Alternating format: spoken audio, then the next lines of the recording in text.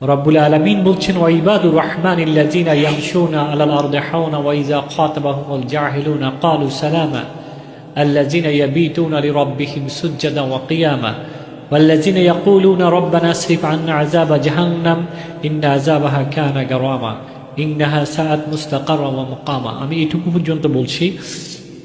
এখানে অনেকগুলি প্রশ্নের জবাব আছে। কোরআনকে যদি আপনি প্রশ্ন করেন, কোরআন আমি তো মনে করি তুমি জীবিত, কোরআন কি জীবিত গ্রন্থ না মৃত কোনো গ্রন্থের নাম? কোরআন কি কথা বলে না নীরব থাকে? প্রশ্ন করলে জবাব দে না অস্পষ্ট জবাব দে?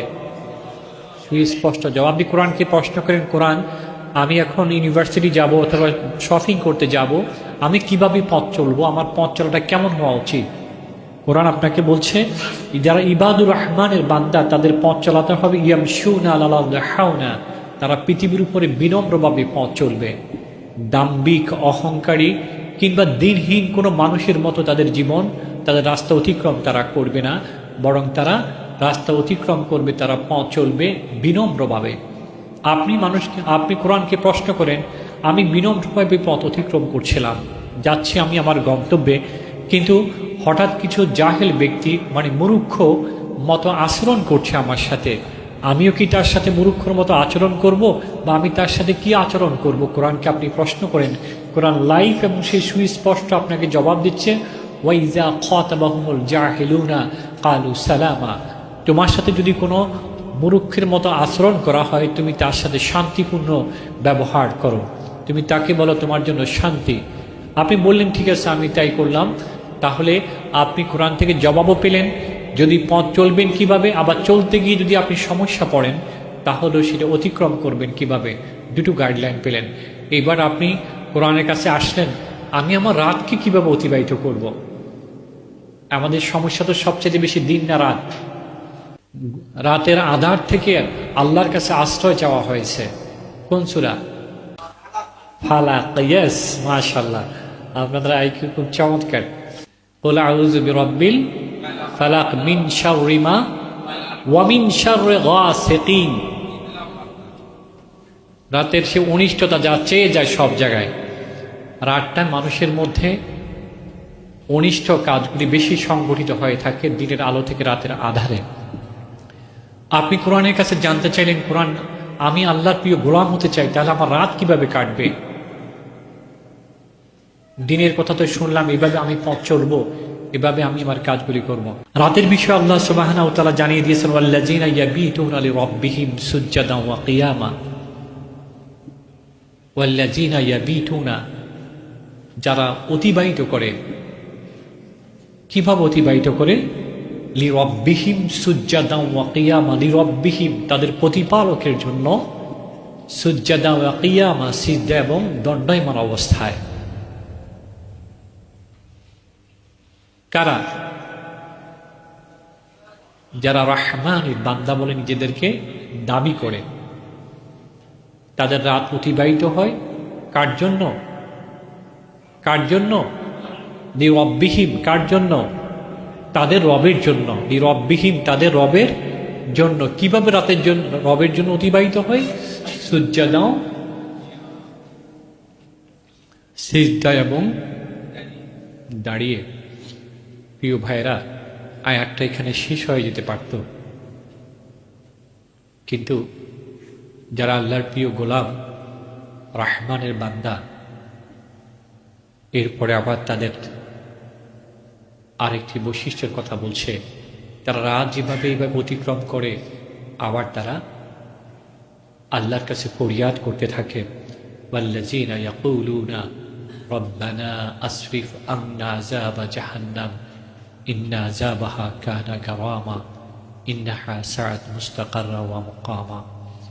এরা আল্লাহর কাছে ফরিয়াদ করে আর বলতে থাকে, রব্বানা, হে আমাদের প্রতিপালক, আসরিফ আন্না আযাবা জাহান্নাম, তুমি আমাকে জাহান্নামের আযাব থেকে পরিত্রাণ দাও, আমাকে জাহান্নাম থেকে তুমি রক্ষা করো।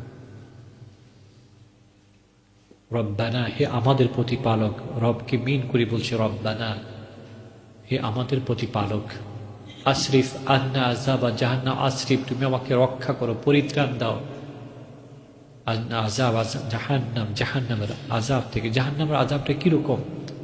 ইন্না আযাবাহা কানা গারামা। জাহান্নামের আযাবটা কিরকম ভয়াবহ।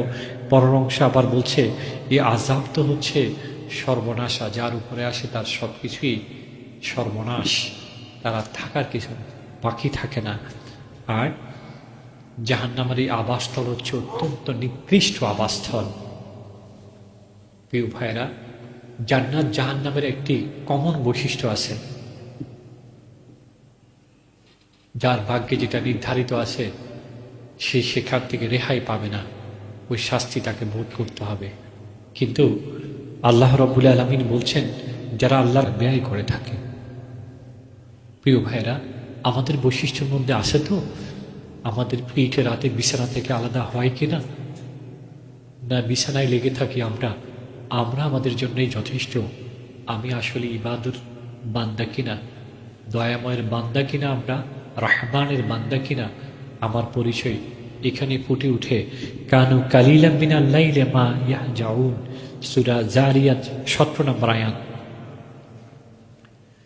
তাদের কালিলান মানে কম, মিনাল লাইল রাত থেকে, রাতের খুব কম সময়, মা ইয়াহজাউন তারা অতিবাহিত করত ঘুমে। এখন তো আমরা রাতের কম সময়ে ঘুমাই, আয়াতটা ঠিকই বলছে। আমরা কম ঘুমাই না? আমরা তো ঘুমাতে ঘুমাতে সেক্রেটারি জেনারেল যেটা বললেন, মোবাইলে ব্যস্ত থাকতে থাকতে 12টা 1টা 2টাও বাজে। তাহলে তো আমরা কম সময়ে ঘুমাই, 12টা থেকে বা 2টা থেকে 3-4 ঘন্টায় ঘুমাই, বেশি ঘুমাই না। কিন্তু এখানে যে সাহাবীদের, আল্লাহর গোলামদের যে কথা বলা হয়েছে, তারা কি জেগে থাকতেন আমাদের মতো কাজে? কিসের কাজ তারা জেগে থাকতেন? আল্লাহর ইবাদতে, সিজদা এবং দণ্ডায়মান অবস্থায়, সিজদা এবং দণ্ডায়মান অবস্থা। প্রিয় ভাইরা, আমার অত্যন্ত ভালো লাগছে যখন কয়েক মিনিট সেক্রেটারি জেনারেলের কথা শুনছিলাম, তিনি কোনো আবেগ গণ বক্তব্য না রেখে আমাদের সমস্যাগুলিকে, আমার কাছে মনে হচ্ছে তিনি দরে দরে টাচ করে করে বললেন, দেখেন এখানে আপনার ব্যথা, এখানে আপনার পুজ বের হচ্ছে, এখানে আপনার রক্ত বের হচ্ছে, তিনি ধরে ধরে টাচ করলেন। এখন যদি আমরা উপলব্ধি করি তাহলে আমরা আমাদেরকে পরিবর্তন করতে পারবো ইনশাআল্লাহ। প্রিয় ভাইয়েরা, আপনি যদি গভীর রাতে ঘুমান তাহলে আপনি গভীর রাতে কিভাবে উঠে আল্লাহর ইবাদত করবেন, আল্লাহর কাছে সাহায্য চাইবেন? আমি তো বলছি আমরা কার আদর্শ প্রতিষ্ঠা করতে চাই? মুহাম্মদুর রাসূল সাল্লাল্লাহু আলাইহি ইসলামের আদর্শ প্রতিষ্ঠা করতে চাই। বলতে পারবেন আল্লাহ রাসূল সাল্লাল্লাহু আলাইহি ইসলাম কিংবা সাহাবা ইজমাইন ফজরের পরে লম্বা ঘুম দিয়েছেন? বলতে পারবেন আল্লাহ রাসূল, সাহাবা ইজমাইন কেউ রাতের গভীর পর্যন্ত জেগেছিলেন, তাহাজ্জুদ কিংবা আল্লাহর ডাকে সাড়া দিতেন না? এরকম কয়েকজন সাহাবী রেফারেন্স বলতে পারবেন? তা আমরা তো বলছি আমরা আল্লাহ রাসূলকে অনুসরণ করছি, আমরা সাহাবীদেরকে অনুসরণ করছি। তাহলে আমরা কিভাবে তাদের লাইফ আমার লাইফের বিপরীত করে ফেলতে পারি? না, আমরা কিভাবে আল্লাহর গোলামি করব? ওয়ামা উমিরু ইল্লা লিয়াবুদুল্লাহ মুখলিসিনা লাহুদ্দিন হুনাফা ওয়া ইয়াকিমুস সালাতা ওয়া ইউতুজ যাকাতা যালিকা দীনুল কাইয়্যিমা, সূরা বাইয়িনার 5 নম্বর আয়াত। আমরা ওয়ামা উমিরু, তিনি আদেশ দিচ্ছেন, কে? স্বয়ং আল্লাহ আদেশ দিচ্ছেন, ইল্লা লিয়াবুদুল্লাহ মুখলিসিনা লাহুদ্দিন হুনাফা, তোমরা একনিষ্ঠ হয়ে খাঁটিভাবে আল্লাহ লিয়াবুদু, তোমরা অবশ্যই ইবাদত করবে তার। ওয়া ইয়াকিমুস সালাহ, এবং সালাত কায়েম করবে। ওয়া ইউতুজ যাকাত, এবং যাকাত প্রদান করবে। যালিকা দীনুল কাইয়্যিম, আর এটাই হচ্ছে সঠিক দিন। আমরা বারবার বলছি আমরা দিন কায়েমের সংগ্রাম করছি, আমরা দিন কায়েমের সৈনিক। আর আল্লাহর কোরআন সূরা বাইয়িনার 5 নম্বর আয়াত বলছে দিন কায়েম, প্রকৃত সত্য দিন কায়েম দিন হচ্ছে সেটি যেটার মধ্যে থাকবে আল্লাহ ছাড়া আর কারো দাসত্ব থাকবে না, কি প্রবৃত্তির, কি সমাজ, মনের কোনো দাসত্ব থাকবে না। মুখলিসিন আলাহুদ্দিন, খালেসভাবে আল্লাহ দাসত্ব, আর থাকবে তার মধ্যে সালাত, থাকবে তার মধ্যে যাকাত।